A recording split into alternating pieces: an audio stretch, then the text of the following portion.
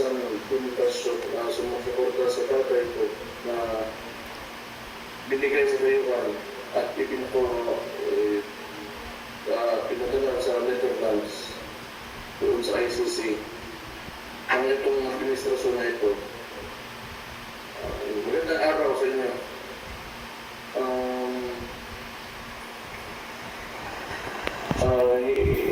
Mahirap yung sitwasyon namin ngayon.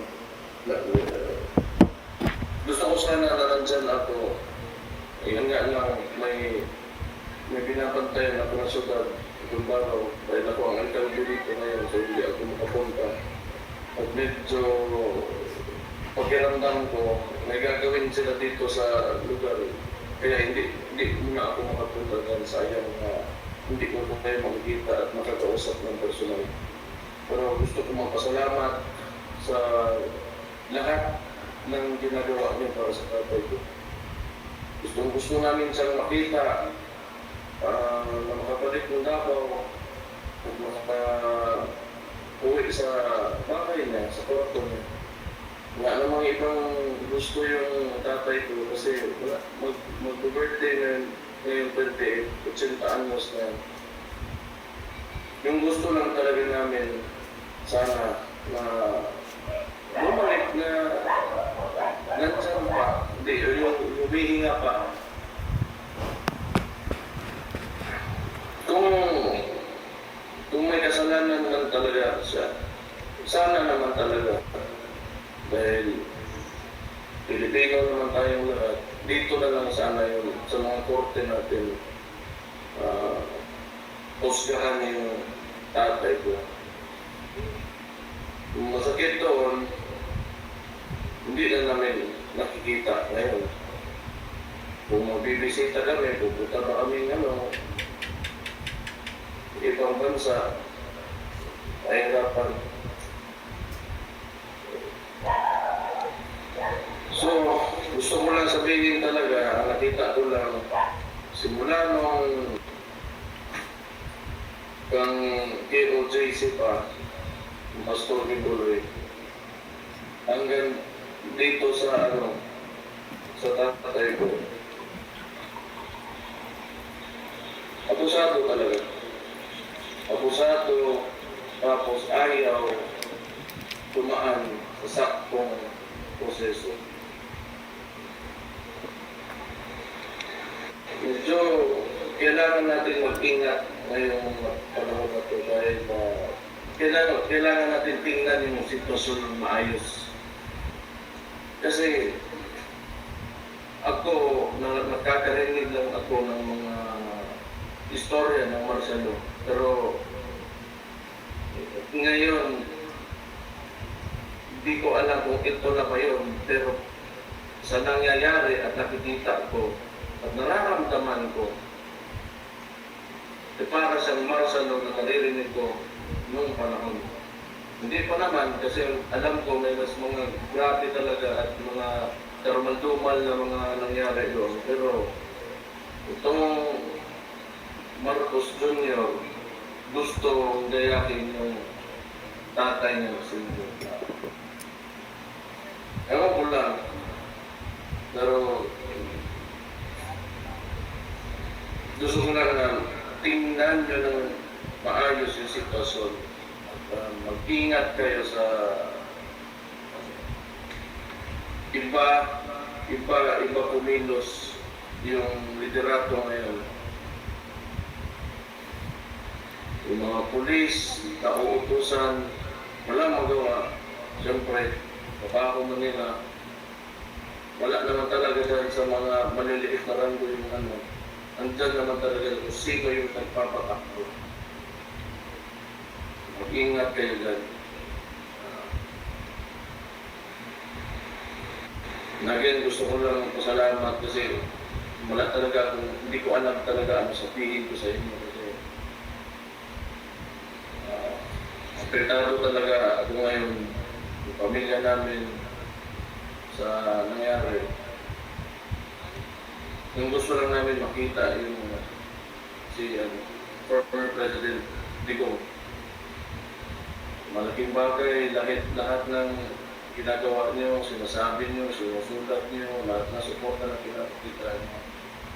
Malaking bagay yun sa amin. Kaya salamat sa inyo. Yun lang. Mabuhay kayong lahat.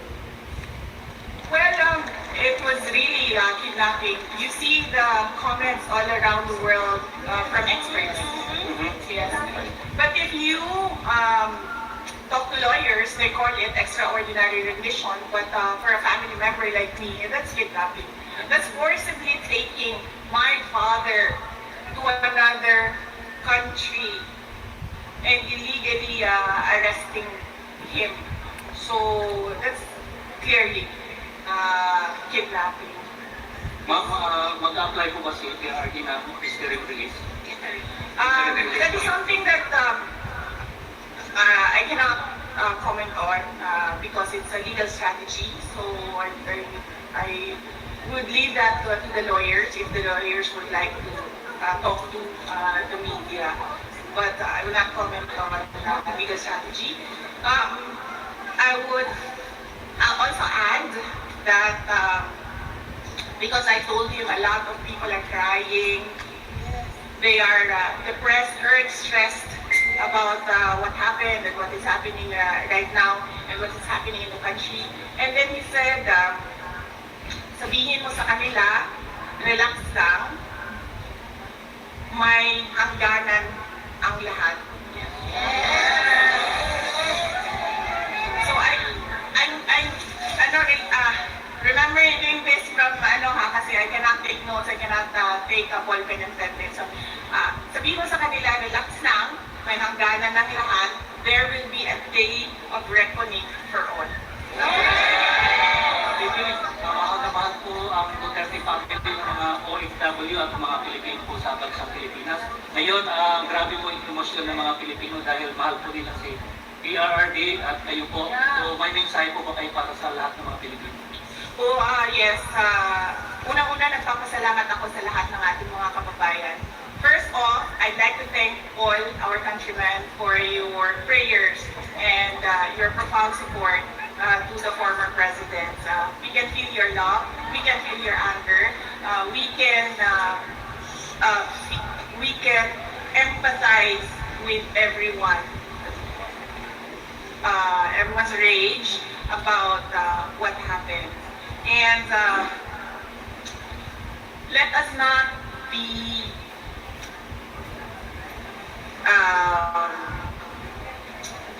let us not forget the real issues in our country, and that is poverty, that is corruption, that is the failure of the government to answer the demands from the people about accountability and transparency, and the failure of the government to address peace and security in our country.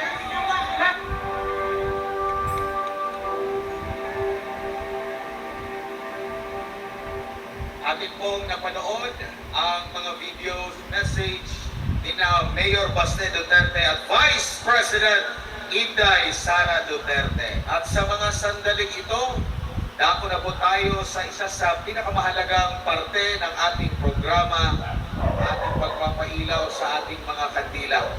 So, inaanyayahan natin ang bawat isa na tumayo, sindihan ang ating mga kandila. Kung wala po kayong mga kandila, kung meron po kayong mga cellphone, maaari niyo pong i-on ang ilaw po nito.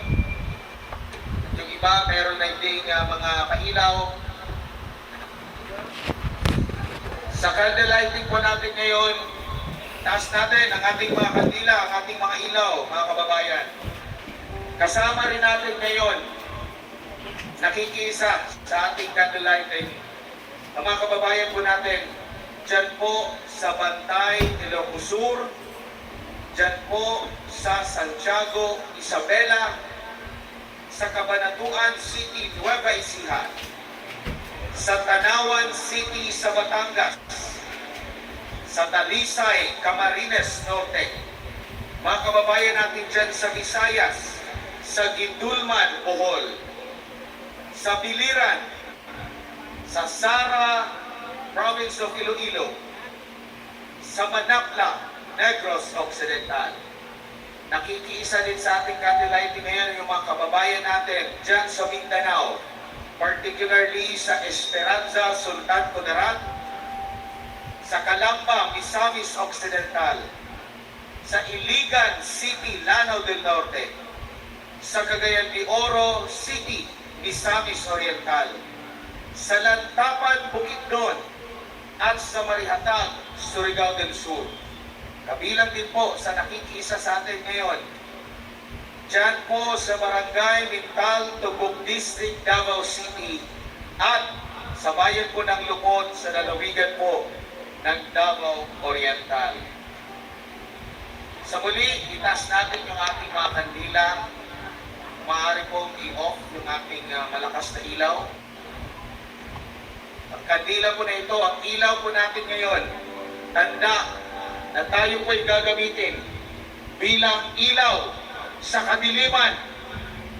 Walang makakatalo sa liwanag. Ang kadiliman ay magliliwanag at tayo po na mga Pilipino ang gagamitin sa mga huling sandaling ito. Kaya habang patuloy natin itinataas ang ating mga kandila at ating mga ilaw, damhin natin ang presensya ng ating makapangyarihang Ama at mag-alay po tayo ng ating mga dalangin habang aawitin po natin ang ito.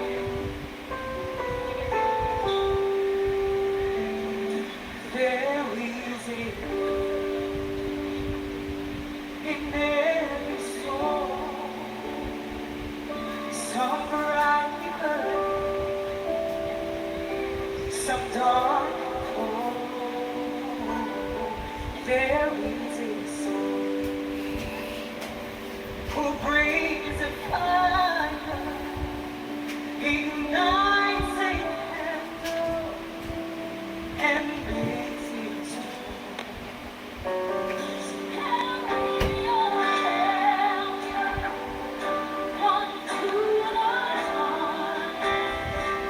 Seek out the Lord, come to the door. Hold out your hand for all to see. Take your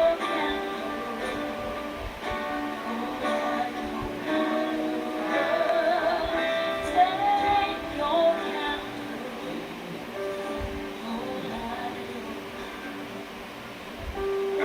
frustrated. See how he's trying to light his own candle some more way. See how your face, she's been rubbed right to still holds a candle without a carry your candle, run to the door.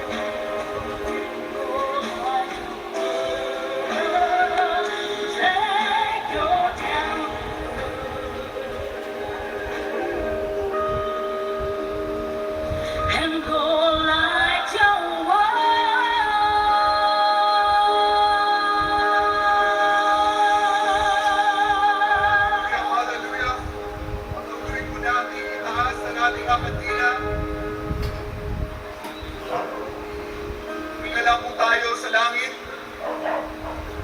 Patuloy tayong dalangin.